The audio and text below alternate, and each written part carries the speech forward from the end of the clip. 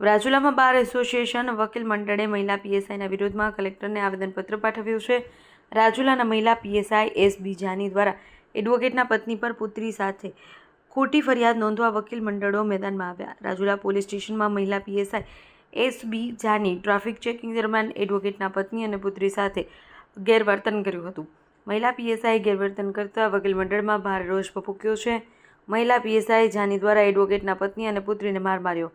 મહિલા પીએસઆઈ દ્વારા એડવોકેટ તેના પત્ની અને પુત્રી સાથે સમાધાન કરવાનું દબાણ કર્યું હતું. બાદમાં બીજા દિવસે મોડી રાત્રે મહિલા પીએસઆઈ એસ બી જાની દ્વારા એડવોકેટના પત્ની અને પુત્રી ઉપર ખોટી ફરિયાદ નોંધી હતી. એડવોકેટ અરવિંદભાઈ ખુમાણના પત્ની અને પુત્રી સામે નોંધેલ ખોટી ફરિયાદ પરત ખેંચવા અને પીડિત વકીલના પરિવારની ફરિયાદ નોંધવા વકીલ મંડળની માંગ છે. રાજુલા પ્રાંત કચેરી ખાતે મોટી સંખ્યામાં વકીલો ઉપસ્થિત રહી કલેક્ટરને આવેદનપત્ર પાઠવ્યું હતું. રિપોર્ટર સરફરાઝ ખોખર, વિશ્વડી, અમરેલી. અમારા રાજુલા બારના એડવોકેટ અરવિંદભાઈ ખુમાણના પત્ની દવા લેવા રાજુલા હોસ્પિટલે જતા હતા અને અરવિંદભાઈ પણ બીમાર હોય, એમની પણ દવા લેવાની હતી. તેઓ પથારીવશ છે એટલે એમની દવા પણ લેવાની હતી. એ સમયે અરવિંદભાઈના દીકરી મોટરસાઇકલ ચલાવતા હતા. અમને એમના મિસિસ, જે પોતે બીપી અને ડાયાબિટીસના પેશન્ટ છે, તેઓ દવાખાને જતા હતા. તે સમયે રાજુલા બસ સ્ટેન્ડ પાસે રાજુલા પોલીસ સ્ટેશનના મહિલા પીએસઆઈ જાની મેડમે તેમને રોકે છે અને એમને માર મારે છે. હાથ પર વર્ષાબેનને વાગેલ છે, ખભા પર અરવિંદભાઈની દીકરીને મારેલ છે. અને જેવું આરોપી સામે વર્તન કરે કે કોઈ મોટા ગુનેગાર સામે વર્તન કરે તેવું વર્તન કરી જાહેરમાં અપમાનિત કરી તેમનો મોબાઈલ તોડી નાખેલ. અમને અરવિંદભાઈને જ બોલાવો એવું આગ્રહ રાખી અરવિંદભાઈ આવતા એમને પણ અપમાનિત કરેલ છે અને જાહેરમાં મોટો તમાશો કરેલ છે પોલીસે. અને ત્યાર પછી અરવિંદભાઈના મિસિસને વાગેલ હોય, તેઓ દવાખાને દાખલ હતા ત્યારે 20 જેટલા પોલીસ અને મહિલા પોલીસ આવી અને સતત દબાણ કર્યું રાત્રે 12 વાગ્યા સુધી.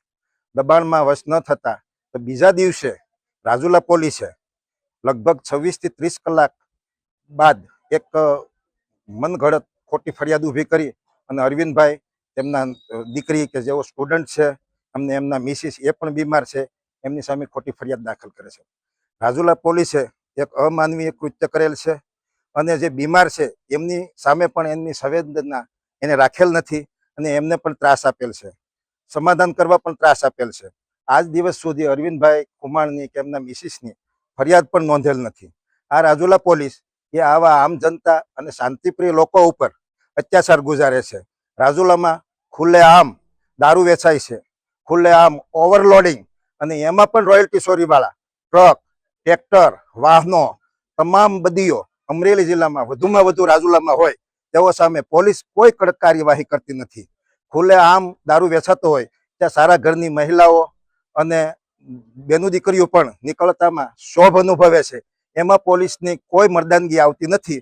અને આવી જે દવાખાને જતી મહિલાઓ ઉપર જુલમ, અત્યાચાર, માર મારવો, એનો મોબાઈલ તોડી નાખવો, આવું જે કૃત્ય કરેલ છે એ ઘૃણાસ્પદ કૃત્ય છે. એની સામે અમે આવેદનપત્ર આજ આપીએ છીએ રાજુલા બાર એસોસિએશનના તમામ વકીલો. અને અમારી એવી માંગણી છે કે અરવિંદભાઈની ફરિયાદ જે નોંધવામાં નથી આવી ઈરાદાપૂર્વક પોલીસે, એ ફરિયાદ નોંધવામાં આવે અને ખોટી ફરિયાદ છે એ સરકાર પરત ખેંચે એવી માંગણી સાથે અમે સરકારશ્રીને આવેદનપત્ર નાયબ કલેક્ટર સાહેબ મારફત મોકલેલ છે. દેશ અને દુનિયાના સમાચાર જોવા માટે અમારી ચેનલ વાત્સલ્યમ સમાચારને સબસ્ક્રાઇબ કરો અને બેલ આઇકોન પર ક્લિક કરો, જેથી આપને રોજે રોજની તમામ અપડેટ મળતી રહે. સાથે જ અમારા ફેસબુક અને ઇન્સ્ટાગ્રામ પેજને ફોલો કરો.